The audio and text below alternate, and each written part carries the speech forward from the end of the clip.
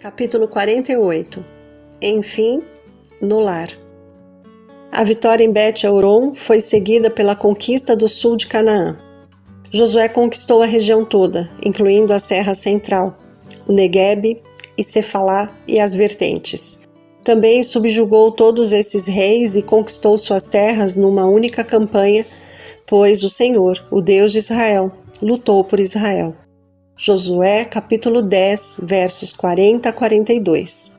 As tribos do norte da Palestina, aterrorizadas pelo sucesso dos exércitos de Israel, entraram agora em aliança contra eles. Saíram com todas as suas tropas, um exército imenso. Josué, capítulo 11, verso 4. Esse exército era muito maior do que qualquer outro que os israelitas tinham encontrado em Canaã. Tão numeroso como a areia da praia, além de um grande número de cavalos e carros. Todos esses reis se uniram e acamparam junto às águas de Merom para lutar contra Israel. Josué capítulo 11, verso 4 e 5. Mais uma vez Josué recebeu uma mensagem de ânimo. Não tenha medo deles, porque amanhã, a esta hora, os entregarei todos mortos a Israel. Josué capítulo 11, verso 6. Perto do lago Merom, Josué atacou o acampamento dos reis aliados e o Senhor os entregou nas mãos de Israel, que os derrotou e os perseguiu sem deixar sobrevivente algum. Josué capítulo 10, verso 8.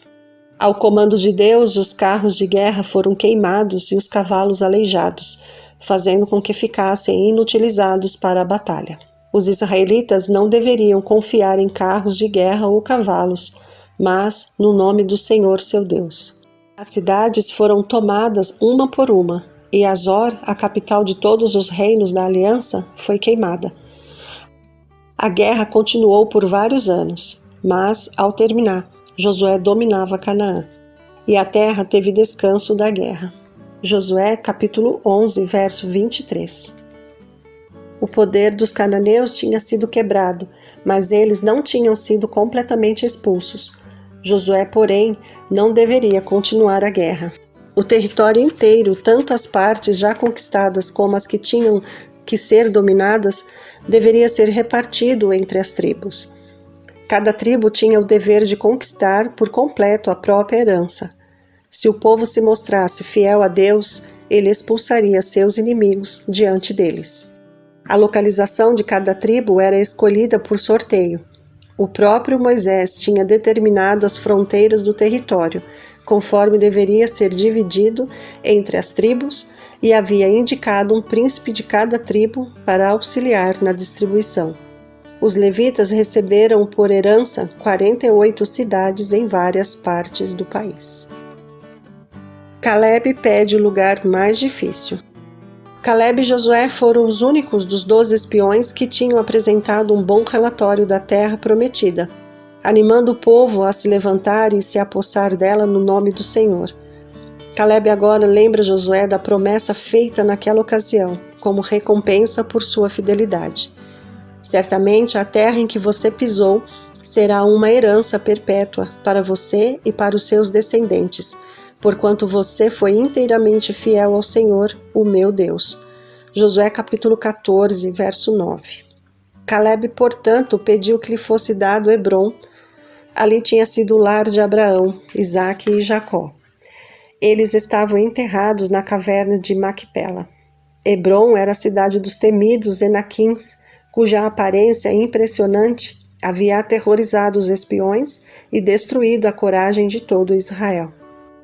Esse era o lugar que Calebe, confiando na força de Deus, escolheu por herança.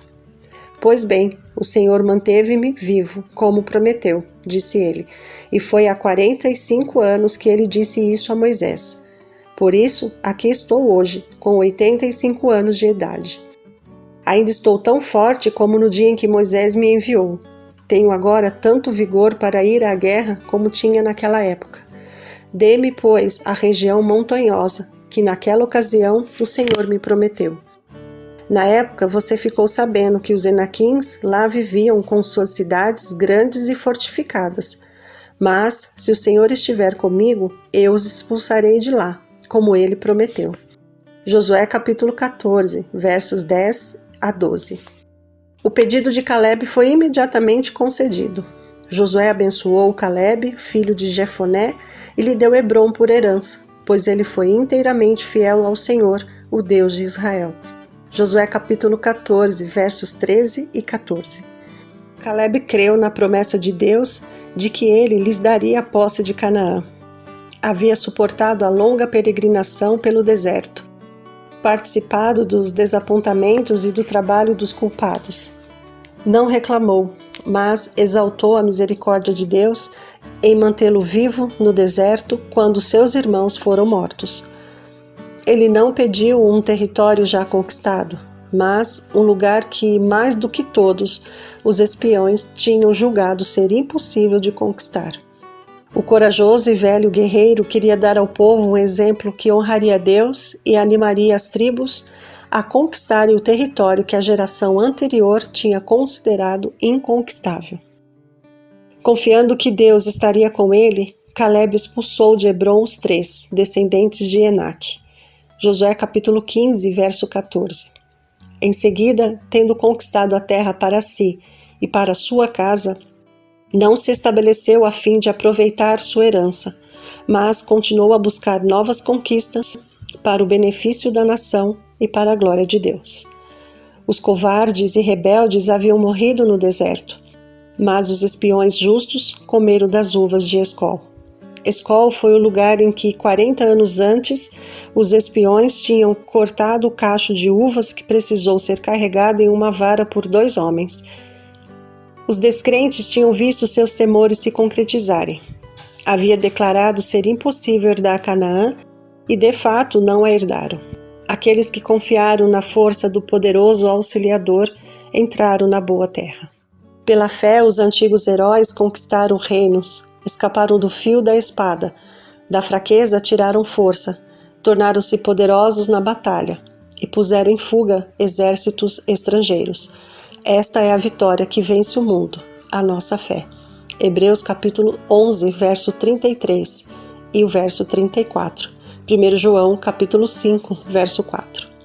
Outro pedido revelou um espírito totalmente diferente de Caleb. Os filhos de José, da tribo de Efraim, e a metade da tribo de Manassés exigiram uma porção dupla da terra. A porção que receberam era a mais rica do território, incluindo a planície fértil de Sarom. Entretanto, muitas das principais cidades do vale ainda estavam sob o domínio dos cananeus, e as tribos não queriam enfrentar a tarefa e o perigo de conquistar sua herança. Desejavam uma porção adicional do território já conquistado. A tribo de Efraim era uma das maiores de Israel, bem como a que o próprio Josué pertencia. Por que nos destes apenas um quinhão, uma só porção de herança? Disseram, somos um povo numeroso. Josué capítulo 17, verso 14. A resposta do inflexível líder foi: se vocês são tão numerosos e se os montes de Efraim têm pouco espaço para vocês, subam, entrem na floresta e limpem o terreno para vocês na terra dos ferezeus e dos refaíns. Josué capítulo 17, verso 15. A resposta revelou o real motivo da reclamação. Faltava-lhes fé e coragem para expulsar os cananeus. Os montes não são suficientes para nós. Além disso, todos os cananeus que vivem na planície possuem carros de ferro. Josué capítulo 17, verso 16. Se os efraimitas tivessem a coragem e fé de Caleb, inimigo algum permaneceria em seu caminho. Com firmeza, Josué confrontou o desejo que tinham de evitar a dificuldade e o perigo. Vocês são numerosos e poderosos, disse. Embora os cananeus possuam carros de ferro e sejam fortes, vocês poderão expulsá-los. Josué capítulo 17, versos 17 e 18. Com a ajuda de Deus, eles não precisavam ter medo dos carros de ferro. Agora o tabernáculo deveria ser removido de Gilgal para sua localização permanente em Siló, uma pequena cidade no território de Efraim, perto do centro do país e de fácil acesso para todas as tribos. Ali, parte do território tinha sido dominada, de forma que os adoradores não seriam atacados. Toda a comunidade dos israelitas reuniu-se em Siló e ali armou a tenda do encontro. Josué capítulo 18, verso 1.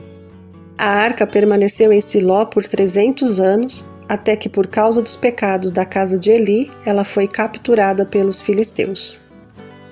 Siló se torna uma advertência. O serviço do santuário foi transferido para o templo em Jerusalém, e Siló foi arruinada. Muito tempo depois, Deus usou o destino de Siló como uma advertência a Jerusalém. Portanto, vão agora a Siló, declarou o Senhor a Jeremias, o meu lugar de adoração, onde primeiro fiz uma habitação em honra ao meu nome, e vejam o que eu lhe fiz por causa da impiedade de Israel, o meu povo. Eu farei a este templo que leva o meu nome, no qual vocês confiam, o lugar de adoração que dei a vocês e aos seus antepassados, o mesmo que fiz a Siló. Jeremias capítulo 7, versos de 12 a 14. Quando terminaram de dividir a terra, Josué capítulo 19, verso 49, Josué apresentou seu pedido. Ele não pediu um grande território, mas uma simples cidade. Timnat-Sera, a porção que resta. O conquistador, em vez de ser o primeiro a escolher os despojos conquistados, esperou até que os mais humildes dentre o povo tivessem sido servidos para então apresentar seu pedido. Cidades de refúgio. Das cidades destinadas aos levitas, 6 foram escolhidas como cidades de refúgio, para onde poderá fugir quem tiver matado alguém sem intenção. Elas serão locais de refúgio, a fim de que alguém acusado de assassinato não morra antes de apresentar-se para julgamento perante a comunidade. Números capítulo 35, versos 11 a 12. Foi necessário tomar essa misericórdia providência, porque a responsabilidade de punir o assassino recaía sobre o parente mais próximo ou sobre o herdeiro imediato da vítima. Nos casos em que se provava a culpa, não era preciso esperar pelo julgamento dos juízes. O vingador poderia perseguir o criminoso e matá-lo, onde quer que fosse encontrado. O Senhor não aboliu esse costume, mas tomou providências para garantir a segurança daqueles que tirassem a vida por acidente. As cidades de refúgio poderiam ser alcançadas dentro de meio-dia e de viagem a partir de qualquer ponto do território. As estradas que levavam até elas eram mantidas sempre em bom estado. Havia placas com a palavra refúgio em letras nítidas e legíveis, para que o fugitivo não se demorasse nem por um momento. O assassino deveria receber um julgamento justo pelas devidas autoridades e receber a proteção da cidade de refúgio somente se fosse inocente de assassinato intencional. O culpado era entregue ao vingador. Após a morte do sumo sacerdote, porém, todos os que estivessem refugiados nas cidades estavam livres para voltar para casa. No julgamento por assassinato, o acusado não deveria ser condenado pelo depoimento de apenas uma testemunha, mesmo que a evidência da culpa fosse forte. Quem matar uma pessoa terá que ser executado como assassino mediante depoimento de testemunhas. Mas ninguém será executado mediante o depoimento de apenas uma testemunha. Números capítulo 35, verso 30. Foi Cristo quem deu por intermédio de Moisés estas instruções a Israel. E quando esteve pessoalmente na terra como grande mestre, ele repetiu a lição de que o depoimento de uma só pessoa não deve livrar ou condenar. A opinião de uma única pessoa não deve resolver questões em debate. Qualquer acusação seja confirmada pelo depoimento de 2 ou 3 testemunhas. Mateus capítulo 18, verso 16. Nenhuma expiação ou resgate poderia livrar uma pessoa que se provou ser culpada. Não aceitem resgate pela vida de um assassino. Ele merece morrer. Certamente terá que ser executado. Não profanem a terra onde vocês estão. O derramamento de sangue profana a terra, e só se pode fazer propiciação em favor da terra em que se derramou sangue, mediante o sangue do assassino que o derramou. Números capítulo 35, versos 31 a 33. A segurança e pureza da nação exigiam que o pecado de assassinato fosse punido com rigor. As cidades de refúgio eram um símbolo do refúgio provido por Cristo. Ao derramar o próprio sangue, o Salvador providenciou um retiro seguro para os transgressores da lei de Deus. Eles podem fugir para lá em busca de segurança contra a segunda morte. Poder algum pode tirar das suas mãos o que nele buscam perdão. A pessoa que fugia para a cidade de refúgio não poderia se demorar. Não havia tempo para dizer adeus aos queridos. O cansaço era esquecido. Ignoravam-se as dificuldades. O fugitivo não ousava diminuir o passo até que estivesse seguro dentro dos limites da cidade. A perda de tempo e o descuido poderiam roubar dos fugitivos a sua única chance de vida. Assim, a demora e a indiferença podem resultar na destruição da vida. Satanás, o grande adversário, persegue cada transgressor da santa lei de Deus, e todos os que não buscarem abrigo no refúgio eterno serão presa do destruidor. O prisioneiro em que qualquer ocasião saísse da cidade de refúgio se tornava alvo fácil do vingador do sangue. Assim, hoje, não basta que os pecadores creiam em Cristo para obter o perdão do pecado. Pela fé e obediência, eles devem permanecer nele. Uma guerra civil evitada. 2 tribos, Gade e Ruben, assim como a metade da tribo de Manassés, havia recebido sua herança antes de cruzar o Jordão. As vastas planícies e ricas florestas de Gileade e Bassã tinham atrativos que não se encontravam na própria Canaã. As 2 tribos e meia, com o desejo de estabelecer ali, comprometeram-se em enviar a sua cota de homens armados para acompanhar seus irmãos além do Jordão e participar das batalhas até que eles também tivessem recebido sua herança. Quando as 10 tribos entraram em Canaã, 40.000 dos homens das tribos de Ruben, de Gade e da metade da tribo de Manassés, preparados para a guerra, passaram perante o Senhor rumo à planície de Jericó.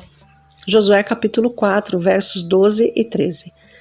Eles lutaram corajosamente durante anos ao lado de seus irmãos. Por se unirem a eles nos conflitos, também partilharam dos despojos. Voltaram para casa com as riquezas que juntaram. Grandes rebanhos, prata, ouro, bronze e ferro e muitas roupas. Josué capítulo 22, verso 8. Tudo deveria ser dividido com os que haviam permanecido com as famílias e os rebanhos.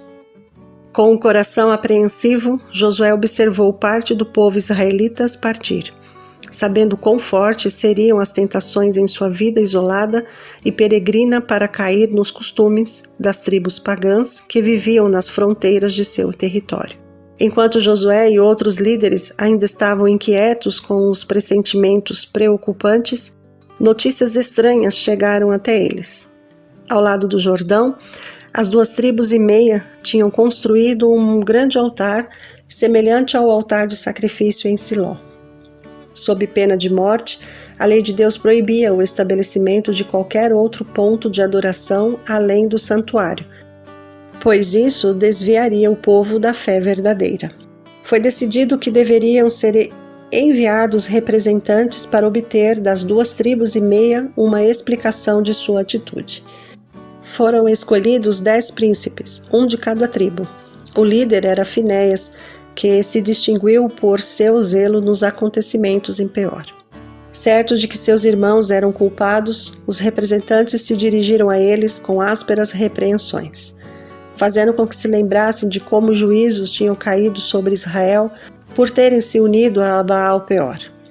Finéias declarou aos filhos de Gade e Ruben que se não estivessem dispostos a viver naquela terra sem o altar de sacrifício, eles seriam bem-vindos em participar das posses e privilégios das tribos do outro lado do rio. Em respostas, os acusados explicaram que não tinham intenção de oferecer sacrifícios naquele altar, mas mantê-lo como uma testemunha de que, apesar de separados pelo rio, eles pertenciam à mesma fé de seus parentes em Canaã. Temeram que nos anos futuros seus filhos pudessem ser excluídos, como que não fazendo parte de Israel. Aquele altar, construído à semelhança do altar do Senhor em Siló, serviria de testemunha de que seus construtores também eram adoradores do Deus vivo. Com grande fidelidade, os representantes aceitaram a explicação e o povo se uniu em alegria e louvor a Deus. As tribos de Gade e de Ruben colocaram uma inscrição no altar explicando o propósito de ter sido construído. Disseram: um testemunho entre nós de que o Senhor é Deus. Josué capítulo 22, verso 34. Dessa forma, eles tentaram evitar futuros desentendimentos e remover uma possível fonte de tentação. Como evitar conflitos desnecessários? Muitas vezes surgem sérias dificuldades de um simples desentendimento. E sem a prática da cortesia e paciência, podem ocorrer sérios resultados. As 10 tribos decidiram agir pronta e rigidamente. Mas, em vez de perguntar com educação a respeito dos fatos relacionados ao caso, foram aos irmãos com reprovação e condenação. Se o povo de Gade e Ruben tivessem retrucado no mesmo espírito, uma guerra poderia ter sido o resultado. Ao mesmo tempo em que é importante tratar o pecado com firmeza, é igualmente importante evitar o julgamento ríspido e a suspeita infundada. A censura e a repreensão nunca recuperaram alguém que estivesse em uma posição de erro, mas muitos são dessa forma afastados do caminho direito e levados a endurecer o coração contra a convicção da verdade. Uma abordagem mansa e cortês pode salvar os que erram. Embora buscassem promover com sinceridade a causa da verdadeira religião, os rubenitas foram julgados falsamente e repreendidos com severidade. Mesmo assim, eles ouviram com cortesia e paciência as acusações antes de procurarem se defender, e então explicaram detalhadamente suas motivações e provaram sua inocência. Mesmo sob falsa acusação, os que estão com a razão podem se manter calmos e sensatos. Deus sabe a verdade a respeito de todas as coisas, que as pessoas compreendem ou interpretam mal, e podemos, com segurança, deixar nosso caso em suas mãos. Ele defenderá a causa daqueles que confiarem nele. Um pouco antes de sua crucifixão, Cristo orou para que seus discípulos fossem um assim como ele é um com o Pai, para que o mundo pudesse crer que Deus o havia enviado. Essa oração comovente atravessa os séculos, mesmo até os nossos dias. Embora não devamos sacrificar um princípio sequer da verdade, deve ser nosso constante objetivo alcançar esse estado de unidade. Jesus disse: com isso todos saberão que vocês são meus discípulos, se vocês se amarem uns aos outros. João capítulo 13, verso 35.